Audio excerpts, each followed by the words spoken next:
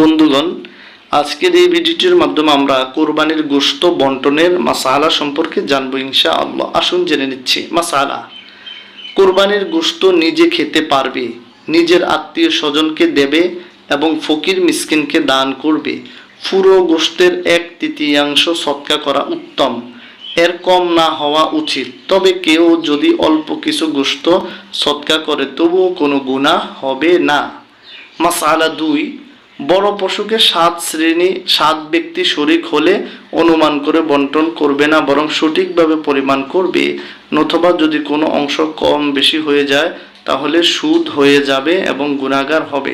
তবে যদি গোশতের সাথে পা, ভুঁড়ি, চামড়া থাকে তাহলে যে ভাগে এগুলি হবে সে ভাগে গোশত কম হলেও অসুবিধা নেই। যে অংশে গোশত বেশি সেই অংশে যদি পায়া ইত্যাদি দেওয়া হয় তাহলে সুদও হবে এবং গুনাহগারও হবে। এবার আমরা পরের মাসালাটি জানার চেষ্টা করছি। মাসালাটি হচ্ছে যে কোরবানির পশুর গোশত, চর্বি ইত্যাদি কসাইকে পারিশ্রমিক হিসেবে প্রদান করবে না, বরং তা নিজের পক্ষ থেকে আলাদাভাবে পরিশোধ করবে। কোরবানির পশুর গোশত 3 ভাগে ভাগ করবে। 1 ভাগ নিজের ঘরের জন্য, অপর 2 অংশের একটি আত্মীয় স্বজন ও বন্ধু বান্ধবের জন্য এবং অপর ভাগটি গরিব দুঃখীদের জন্যে।